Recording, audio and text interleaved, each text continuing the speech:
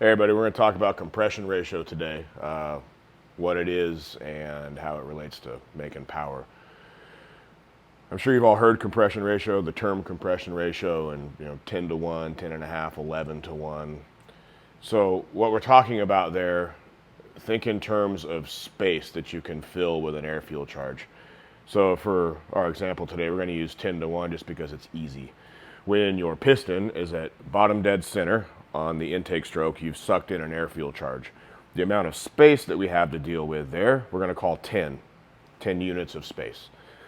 When you go to top dead center on the compression stroke, you've taken that same amount of air fuel charge and you've crushed it into the space of 1. So we've taken 10 parts of air and fuel and jammed that same amount of air fuel into the space of 1.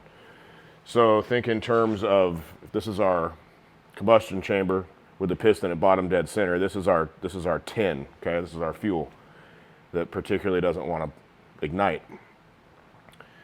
We're taking that same amount of fuel and we're compressing it into the space of 1.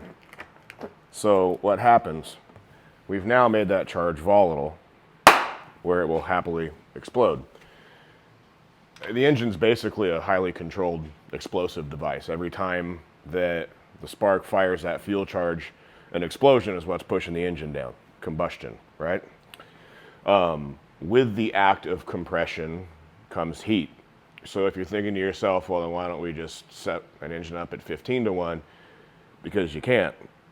And the main reason you can't is because of the dog shit fuel that we have access to. Race engines are certainly higher compression ratio than a street engine. So when we're talking about making a lot of power on the street, we have to be able to make that engine perform correctly with the highest compression ratio possible, but still run on shit fuel.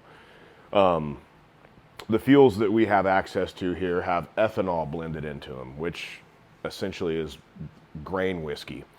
Ethanol is highly explosive. The problem with it is, as it relates to blending it with gasoline, it has a lower flash point, significantly lower. So what happens is, if the compression ratio is real high, the act of compressing the fuel, which again generates heat, can ignite the ethanol before the fuel. So when you're thinking in terms of the combustion process, we've got our piston here. If we've got our fuel charge and the ethanol ignites first, you've got what's considered a jagged flame front. So that ethanol comes down and the ethanol hits the piston. You ever heard your engine ping? That's what you're hearing. You're actually hearing the explosion that went off too early, hitting the piston as it comes up into top dead center. So the ethanol will ignite before the gasoline ignites. It eventually does all ignite, but you get a jagged flame front. So you've got multiple little points of contact. See how the piston wants to wobble? Think about it in terms of force applied. If you're only applying force here at first, are you really making the most of your fuel charge? You're not.